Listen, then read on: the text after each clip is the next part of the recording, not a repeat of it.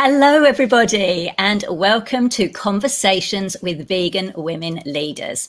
I'm your host, Katrina Fox. My guest today is a very special woman. I'm so excited to have her on the show, Lyn White, who's the Director of Strategy at Animals Australia. And Animals Australia, for anyone who doesn't know, is the country's foremost animal protection organisation, representing more than 2 million individual supporters and members. Now, Lyn's career pathway has taken her from policing to animal advocacy to an Order of Australia, very well deserved, and becoming a 2-time state nominee for Australian of the Year. Deeply passionate about human potential and living a life of value, Lyn is considered one of Australia's finest and most respected advocates. Through her work with Animals Australia, since 2003, she's drawn massive public attention to issues including live export, puppy farms, greyhound racing, factory farming, and many more, and created much needed change for abused animals. A believer in the power of aspiration, Lyn's life is dedicated to elevating human consciousness, presenting a vision of who we can become, and empowering people to understand the individual and collective contributions we can make in the world. Lyn, welcome to the show. Thank you, Katrina. It's lovely to be here. Oh, I'm so excited to speak with you. I attended an evening with Lyn White event a few years ago, and I was bowled over by just your whole perspective on life. So I'm really looking forward to having a little bit of a deep dive into that. So first of all, you spent 20 years in the South Australian Police. First of all, why did you become a police officer? I wish I could say the usual, which is to, because of my sense of justice and injustice. But I think the driving force as a 17-year-old was to make my parents proud, and also to get out of my mother's career path for me, which was to become a classical musician. So, like my sisters. So I very much landed on my feet in a brilliant career. Policing is a wonderful grounding in terms of meeting people, understanding them. In terms of the work that I've done since, I think that everything that I learned through the scope of experience I had has served me very, very well. Wow. Now, obviously, I mean, particularly in the social justice arena, I guess the police are not always viewed in the best light. So what was your experience of being a police officer? And what's your kind of take on that about, I guess, around police and social justice movements? Look, it's now 18 years since I was policing. So at the time, I think it was certainly in South Australia, it was a very positive, caring group of people. I think like every profession, policing evolves to meet whatever is happening in society at the time. But whether I was privileged or whether it was par for the course across the police force, I worked with some extraordinary men, some who I still feel, very deep love for. And the shared experience of dealing with people in crises, the privilege of seeking solutions for people at difficult times in their lives, to be there to comfort them at really challenging times of their life, and to get deep in one's understanding of, as I say, people and the experiences that get thrown our way. Look, I think most police go into it with very pure motivation, and I still believe that that's the case. Yeah. You didn't have to be in any situations like, for example, where perhaps, because I've certainly, I've been on protests in the UK back in the 90s, particularly around vivisection. And some of the police officers would quietly say, we completely agree with you. And would even there was one point where they were holding arms, and then the crowd started to move, and they all just they went like that and just kind of let the crowd go through. So were you in any positions like that, like where, do you know what I mean? Like it's your job, but you don't necessarily agree with what you're being asked to do? Because that's a tricky one for police officers, isn't it? Look, it is. And my understanding that often is that they're deeply sympathetic. And so they're trying to walk the line between keeping the peace as such, which is their primary duty if there is a divergence of opinion and protest. There's very few, I think, that would be triggered to exceeding their powers, except if that is a specific order that is, coming from the top, that they need to behave in a certain way. And of course, when you've got a rank and file structure, that's always going to be part of what one believes they should be doing. But as I say, my experience was only positive. I only found sympathy and empathy for various social justice causes amongst my colleagues. Nice. Now it's interesting because you've helped obviously a lot of people during your time in the police force, but it was only, I think, after you left the police force, if I'm right, and a chance reading of an article about bear bile farming that actually started or triggered your animal advocacy work. Can you tell us a bit about that? Yes, look, I certainly felt that policing wasn't where I was meant to be for the rest of my life. You really are just putting band-aids on wounds and putting out fires. So you're not really changing what is underpinning the various crises that you are coming across. So I went through a deep period of soul searching, of personal introspection, and really just threw it out to the universe that I wanted to be of greater service and to guide me. And within a couple of days, I picked up a magazine that I would normally never read, to read an article about Jill Robinson, the founder of Animals Asia, an extraordinary human being, and connected with Jill and had the extraordinary honour of working with her at the beginning of Animals Asia and being part of her work for a period of time. So I was completely guided, and I'm very fortunate, I think, that my life has continued to guide me in ways as to where my goal is, which is always to be of the greatest service. Wow, I love that you just kind of put it out there. It's amazing how, and I know, some people might be watching or listening, oh, that's a bit woo-woo, but it's kind of nice. It is, apparently it's quantum physics. Like when you put that, exactly. It's energy, you put the energy out there, and then something comes up. And I also think it's testament to the importance of, and I guess for me, with my background as a journalist, making sure that, we have these issues out there in the media, in all forms of media, because look what happened. You saw an article and wow, look at the ripple effect. So I love that. Now I'm going to read a quote by Her Royal Highness Princess Alia Al Hussein of Jordan, I hope I said that right, who said this about you, which I actually read this yesterday and I found it really quite moving. She said, Lyn's ethos embodies the line from The Impossible Dream, to be willing to march into hell for a heavenly cause. And boy, have you done that, Lyn.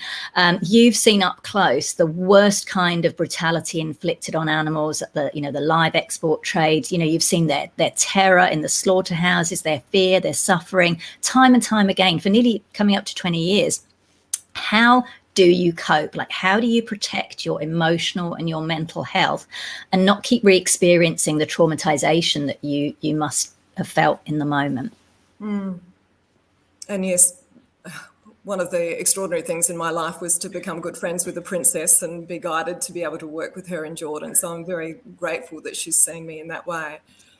Look, I think dedication and determination always allow you to rise above the any emotions that you may feel, and certainly when I've been in slaughterhouses or witnessing cruelty, my thought is always not only to connect to the animals there and hopefully through my presence give them some sense of comfort, but to what is my greatest service for them. It's not to lose myself in grief or to lose my ability to think with clarity. It's how can I bring about change, and also to observe, really deeply observe, because even though, as you suggest, I've seen acts that would be considered brutal, my question is always, what's beneath that?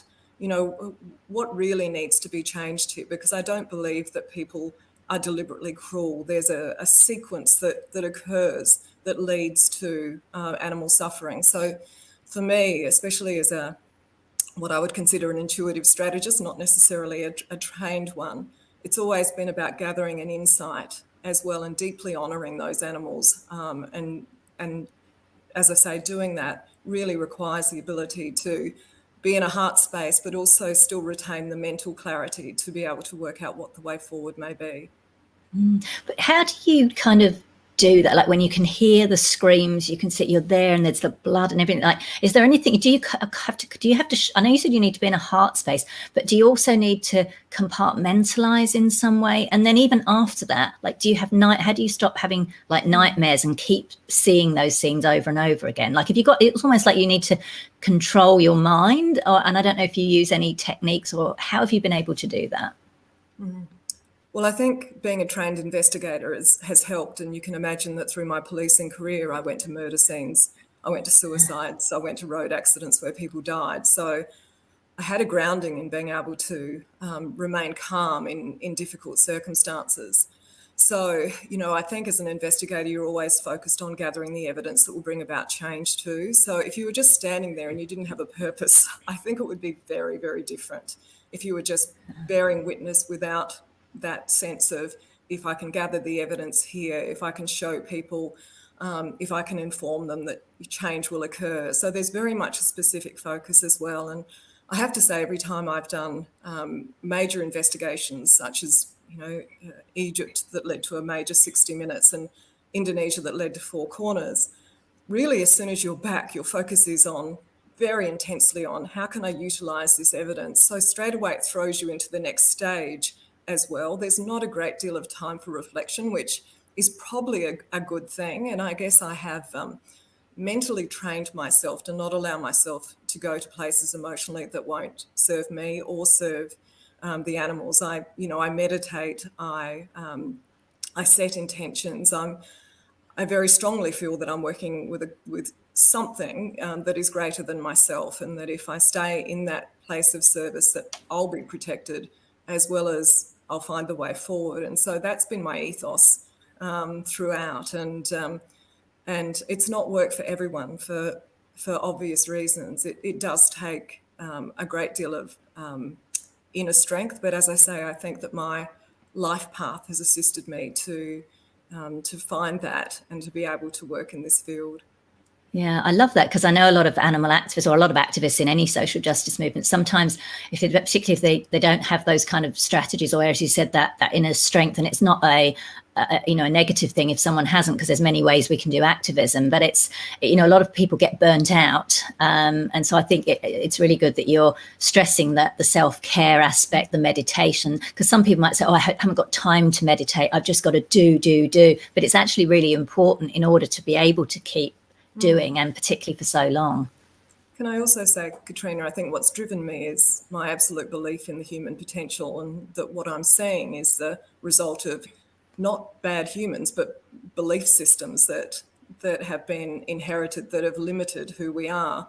So I've always felt that it's not really about the human in front of me, it's about the belief system that has led to this. So in believing that, remove those belief systems, find a way to elevate us above that you'll find a very different human being. And so, I think compassion is absolutely inherent to human beings. And that's why I've always also felt a great deal of sympathy for those that work in industries where compassion has to be quelled, because it's not good for them at a heart and soul level. It's contrary to their instinct in that moment. So my own sense is that there's not only animal suffering in a lot of these animal production industries or slaughterhouses, that there's a lot of human suffering in there as well. I love that you said that. I was going to ask you about that, because I know that's something that you do espouse, in that you have hope and optimism. And because obviously I know a lot of animal activists who end up really disliking, even hating. I've seen people post, I hate humans. And it's that, you know what I mean? You see one person doing something and then it's immediately, humans are horrible, humans are evil. And it's easy to jump into that. And obviously sometimes I'll occasionally have those thoughts and I might kind of bring it back. So I love that you're able to have that perspective. What gives you that hope? Like, considering that obviously you've made a lot of change, and we'll talk about, some of the campaigns that you've done that have been successful, but like, there's still a lot going on, you know what I mean? As soon as you win one thing, it's like, we then learn about something else. How do you retain that sense or why do you have that sense of hope and optimism about humanity? Well, I think because of my own personal journey, that, I had my own awakening in my late 30s, where I realised that my choices, my opinions, my attitudes were all ones that I had inherited, and primarily were my parents. And when you realise that and you seek to rise above that and find out who you are and what you believe and what choice accords with your heart and conscience, it's incredibly liberating. But really, there are still so many people acting from a place of conditioning, of an inherited belief system, that they're not even conscious that that is the case. And really, all of our systems around animals are based on inherited beliefs about what our relationship is with them is meant to be. And so often I see in a single moment of powerful vision that can be shattered by getting a deeper understanding of who animals are, the commonalities. So not only is my personal journey reiterate that I can awaken from where I was to where I am, and it's been an ongoing process of life learnings, But, you know, what is within one is within all of us. Wherever we came from, we've come here together, we're all connected. So I have a deep sense that really what we are seeking to do is just elevate above a system of thinking that no longer serves or is in accordance with the human heart. I love that. I think we need so much more of that, particularly in the social justice movements. And I know in a lot of social justice movements, I've seen it in the LGBTIQ plus movement, feminism, I'm sure you have, as well as animal rights. There's a bit of a poo-pooing of anything that's kind of maybe a bit spiritual or a bit woo-woo, or personal development. But I think it's really important, because even just how you communicate with someone, they can either shut down or they can be open to what you're hearing, and working with different people who you might disagree with on 100%, 99% of issues, but on one you agree with, and being able to somehow manage to work with them, like Ruth Bader Ginsburg did with Anthony Scalia, I can't remember how to pronounce it, disagreed on virtually all the issues, but would hang out and go to the opera, and were able to come together on commonalities. And I think that's something we really need in social justice. I don't know if you've got any extra thoughts on that. Yeah, look, I think it's if you want to call it the woo-woo, is meeting the science now too. And, you know, yes, quantum physics. We were talking about it before, weren't we? Quantum physics. But not only that, you know, over the last 10 or 15 years, there's been such advances in scientific research around human emotions.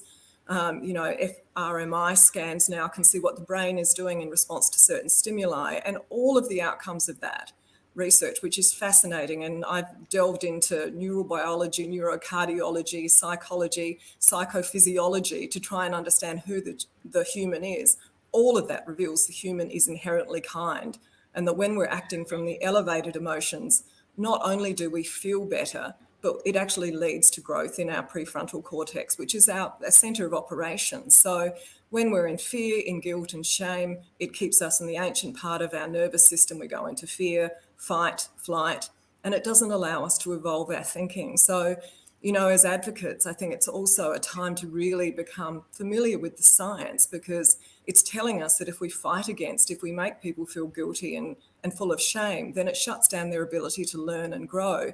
And not only that, but life is a journey. We're constantly elevating our perspective. And, you know, I so often think that if I came off a Northern Territory cattle property, that potentially I would be advocating for live export. That is the influence of our life path on us. And it usually takes some catalyst to kind of reclaim yourself back there. And often it's a health crisis, but sometimes it's simply a moment of suffering that you think, maybe there's another way, maybe this isn't necessary. And I think animals have had that extraordinary role in awakening us out of, you know, an inherited belief system that puts us here and them down beneath us. So, you know, I truly feel that all of the indicators give us hope as to who the real human is beneath, as I say, what has been a paradigm of thinking around division when it comes to each other, and division when it comes to how we see other species.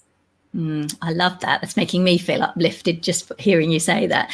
We were talking just before we went on air about the whole situation with COVID. It's been, you know, quite unprecedented. We've had lockdowns. I know where you've been based, you've had even more lockdowns. How would you say, and not being allowed to go out and protest, you know, all of those kind of issues around freedoms and so on. What, in your view, has been the impact of COVID, both on animals and their situation, and also on animal advocates and the work of organisations such as Animals Australia? Well, I was only talking to my team on Monday about, you know, how I feel very humbled by our supporter base who, regardless of impacts on their own lives or their financial limitations, have prioritised ensuring that they continued to look after us and fund us to enable us to continue our work. You know, the depth of compassion that takes, and to put the animals in front of their own choices at times, is quite remarkable and humbling. So, you know, I think we as an organisation have not only continued to focus on our own work here in Australia, but we have, you know, scanned the horizon internationally as to where animals and groups were directly impacted by COVID, you know, in India, in Africa, in the Middle East, in Egypt, Southeast Asia, and we've been assisting groups, and in Afghanistan recently too, with the issues there. And I think even, you know, when times are bad, knowing that someone else cares and someone else is thinking of you and is trying to support you in whatever way we can is incredibly important. And I think that's what this is asking of us at the moment too, to look outside of what may be happening directly to us, but how can we help others? And whether it's personal experience or the science, we know that when we help others, kindness is contagious. It makes us feel better. It bathes us with dopamine. You know, there's ways, no matter what our circumstances are, to still elevate ourselves above them in terms of our own sense of well-being. But, you know, the situation with lockdown has provided times of reflection, of questioning, of working out what we truly care about, of not taking things that we've taken for granted ever again. So, you know, even though this has been an enormously challenging time and very difficult for some people, I do see that maybe there's seeds in here that will flourish, that will see us think differently. And, you know, whether it be dear old Mother Nature and people moving to the country and reconnecting with nature, who I think is such an extraordinary healer and an example of a greater intelligence, positives will come out of it. And I think that understanding the importance of freedom is very much part of this as well. Yeah, and we were talking earlier about that it could be leading to some kind of, like, it feels like things are crashing down, you know, and systems, etc. But there's potential for it, and it's messy and painful, but potential for kind of some kind of rebirth that will benefit people, animals, and planet. Yeah, I mean, certainly I'm so aware that, you know, it's Einstein that said you can't change things from the level of consciousness that created them, that, you know, there has to be catalysts for shift in consciousness. I think there's been a bit of a paradigm paralysis around certain things in life, and even our vision, which is a world where all beings are treated with kindness, respect and compassion, requires a significant shift, first and foremost in human thinking and how we feel about ourselves. Primarily, you know, as you said before, for me, aspiration, that has been not something that we have been encouraged to grow into our highest potential. Rather, we've been kind of fed a false pot of gold to the left that is never going to satisfy us. And, you know, I've always had this sense that within all of us is the sense that there's more. And we tend to look for that in traditional ways of, you know, position, possessions and wealth. Yeah. It's not the more that we're seeking. And to be able to work that out, we probably needed a time that was very different on the planet to just allow us. You know, unfortunately, health crises have primarily been the time that people actually start questioning in their lives. And certainly this, as you said before, this is a global issue that is impacting everyone. But I do believe that there is the opportunity for people to deeply reflect and start looking inward and understanding we have extraordinary power in terms of how we act towards others, how we communicate, all of the little things.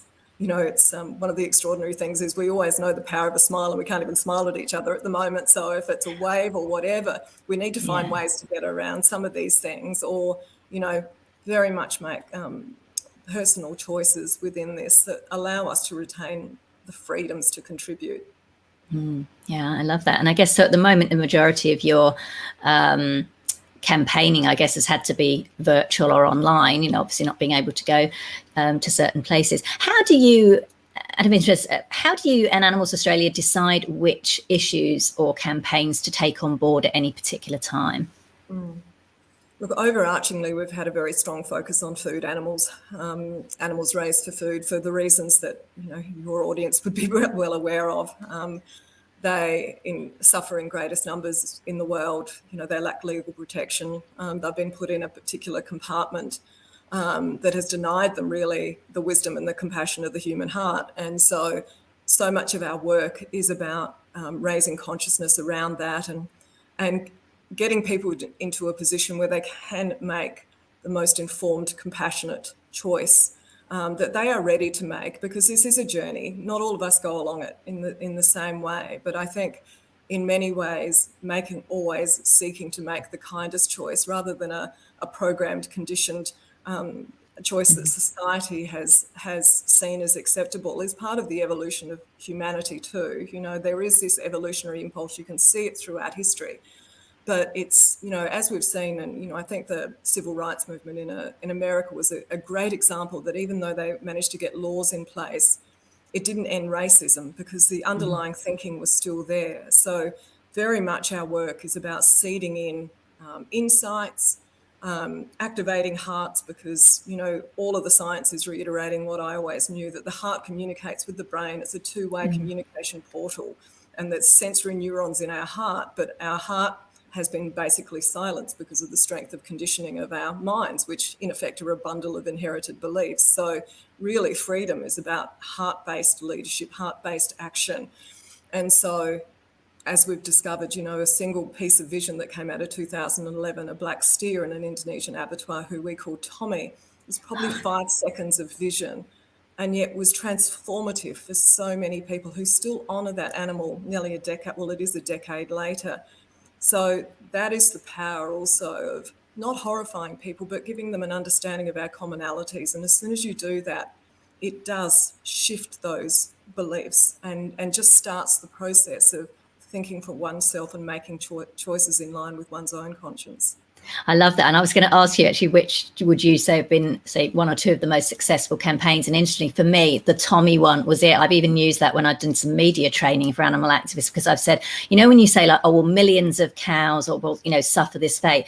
I think there's a study been done that when you just use those big numbers, people don't feel connected. But as soon as you pick one individual and name them, so this is like, I remember seeing that Tommy story. I remember it just kind of, it goes straight to the heart and makes you immediately, like you say, empathize in some way. And the other one for me that I thought was so powerful was the factory farming one with the animated pigs and the singing somewhere. I mean, I cannot watch that without buckets of tea. But it was so powerful. And I love what you're saying about, there wasn't necessarily anything graphic, or there was some, I think there was some clips, but the actual, like, the predominant part of that was, the pigs, animated pigs singing somewhere. It was very clever and creative, and it's finding that way, because people can they can shut off from the really horrible stuff. They can just say, no, don't show me, I don't want to see it, or they can put up a wall if you like. But when you've got a song that somebody recognizes, and almost like a little movie, it really, I think, impacted so many people. Yes, and the second part of that we're releasing in November this year, which is really a reconciliation between our little hero pig and where the next stage of his journey, which is very, very beautiful, because I think at times we need to be seen kind of a living example of what is possible to actually believe as humans. So, I think advocacy is about two things: providing a new insight and activating the heart. And if you activate the heart into grief, then that's not going to change. You actually have to find that balance and hit the compassion note, because compassion, is an extraordinary human emotion, the desire to alleviate the suffering of another. It's an empowering emotion, and you have to enable that at the same time, as I say, of giving a new insight for the mind to contemplate on.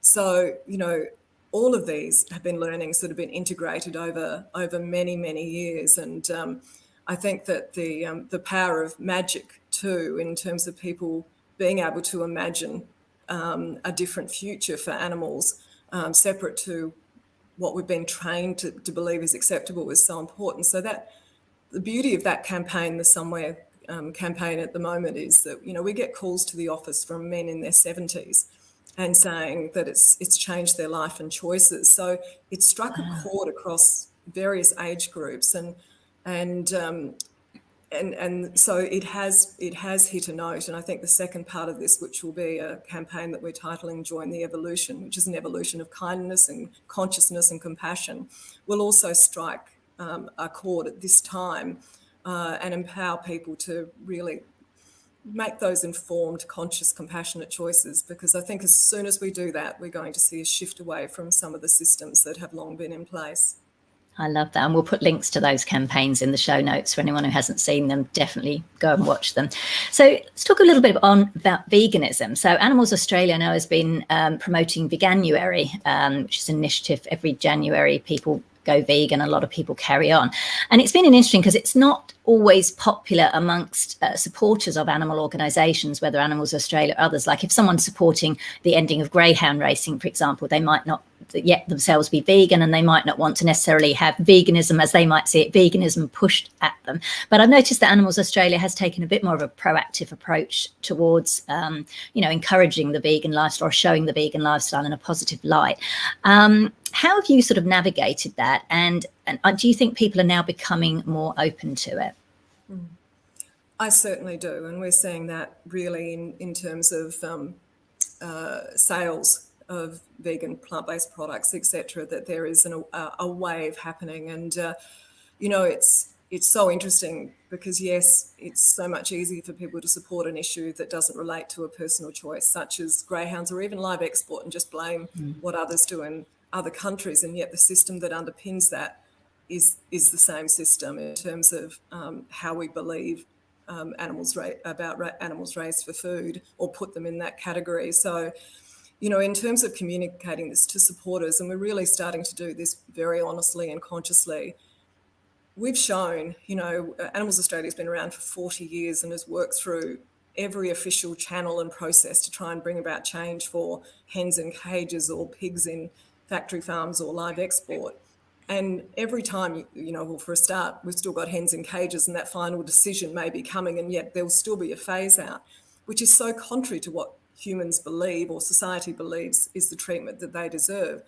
So, I think we've got a track record of working through established processes to bring about change for animals, and shown that we can't, because underpinning it is this system of belief that we can treat these animals differently. So, it's provided the platform for that very honest conversation that those who care the most about animals have to shift this thinking if we really want to see the change. So we're having that conversation, and it really does start with us. I was thinking about the well-known "Be the Change" line that is attributed to Gandhi and others, but you really do have to embody. You can't force the change. You actually have to embody the change, and because you cannot force a shift in consciousness, you've got to elevate thinking and show there's a different way of living, and also honour others' journeys. And so I've never sought to force my opinions and my choices on anyone else. For me, it's all been about providing information, showing commonalities, living it myself in a way that they're not going to, my life is not going to alienate anyone. And I think that, as I say, just honouring that everyone is going to have their own unique pathway, because dismantling inherited belief systems is not an easy process. It doesn't happen overnight. It didn't happen overnight for me either. So that positive encouragement, act from the heart, kindness, central to everything, so that you've got a commonality that's going to resonate with people no matter where they may be. But also, very much afford, for those people that are on the land, how fearful must they be about the future? And, governments or their peak bodies don't look to the future and encourage them to change and see where pathways are going. So, I very much realise that we can stand on either side of the river and throw rocks at each other while the evolutionary stream's going down the middle. I think it's imperative that we find the common ground, that we work together to find solutions to not make people bunker down in shame or guilt because, there's an aspect of society that thinks what they're doing is cruel. We have to find a way forward together, because there is no right or wrong here. There's a belief system that has underpinned all of this, and it's the belief system that we've got to work to shifting together.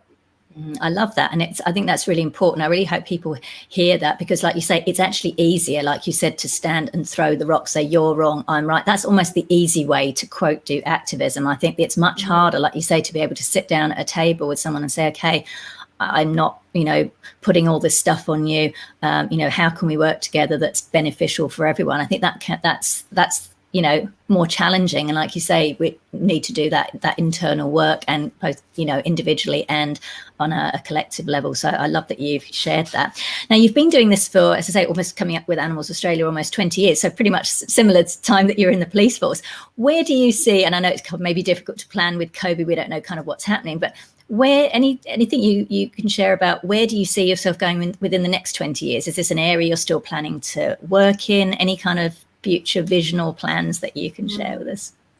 Look, I have high hopes for the world in the next decade or so. I think that the young people that we're seeing coming in, because of how they've seen adults and other generations treat the world and treat animals and the social justice issues are coming in a very different, I don't even want to say mindset, because it sounds like, you know, that once again, they've got a particular view, but they've got an evolving view. I think they've got a different sense of what life is about as well, that can be really nurtured and encouraged. And when you think about it, the world could change in a single generation if we get the right people into politics, if we get the right people leading corporations that have a desire to help the whole rather than kind of an internal focus. So I do think that there are catalysts and triggers for shifts in consciousness. I think that we are in a time of change and challenge, but if that serves kind of as a releasing mechanism for some of these inherited beliefs, then we could change very, very, very quickly. I have enormous faith in the human heart. I think it's just waiting to jump out, and I think we're going to move into an era of the heart being at the forefront. And when you think that inherited beliefs you can't even grab them, they actually don't exist anywhere except in the non-physical. It's not as if we have to bat them away. We just have to realize that they're there, examine them and think, does this accord with my conscience? And I think the more that we're encouraging those type of conversations, recognition that we're a product of the past, how do we want our future to be? Let's forge our own path.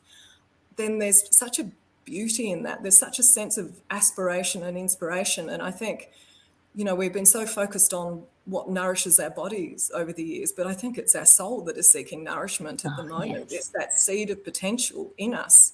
People like Maslow talked about there's a desire in every human to self-actualize, and if we don't, then we're not going to be happy. That is in us.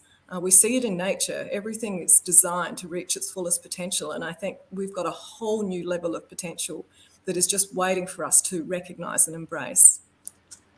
I love that. So just to wrap up, we've got just a short section of what I call rapid fire questions. So if you can answer them in either one word or one sentence, and then we wrap up. So this is going to be an interesting one because you've done so much of this, but what's the most courageous thing you've done? Stand in front of a press pack of 30 at Parliament House in Canberra. Well, I wasn't expecting you to say that. I was expecting you to say some investigation where your life was in danger, but that's interesting. Well, I think I'm a hermit by nature, so I've found myself in a very different sphere. What does leadership mean to you, and what style of leader would you say you are?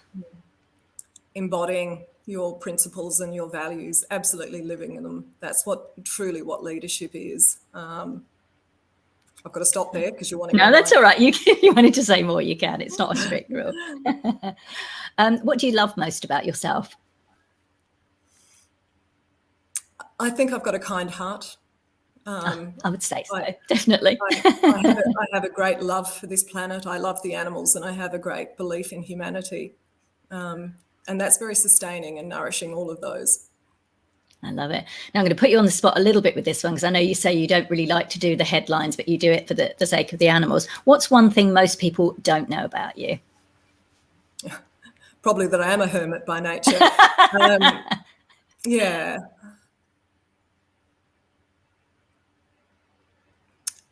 That's a really difficult question. Probably that I play the violin as well. Oh, do you? Oh, wow. I told you my mother so you do. Yes, so you do have a bit of the classical musician in you, but I do. Fun. Yeah. Wow.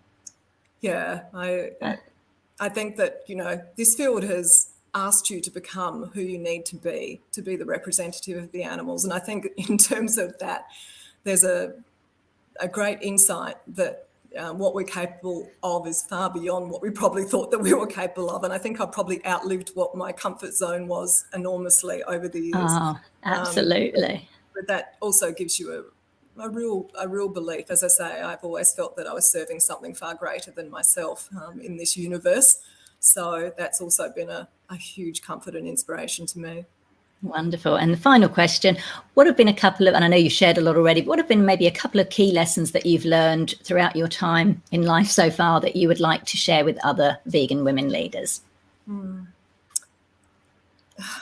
I think that we truly need to be bringing other language into and other focuses into into societies. And that's very much around aspiration and inspiration to be creators, I think, and just understand that there is an evolutionary impulse that we can work with, but that is hindered by limiting belief systems. So seriously, the greatest liberation that will ever occur on this planet is when we liberate ourselves from limiting belief systems about who we are and recognise that there are extraordinary beings within each one of us that have come here to love, to be kind, to be compassionate.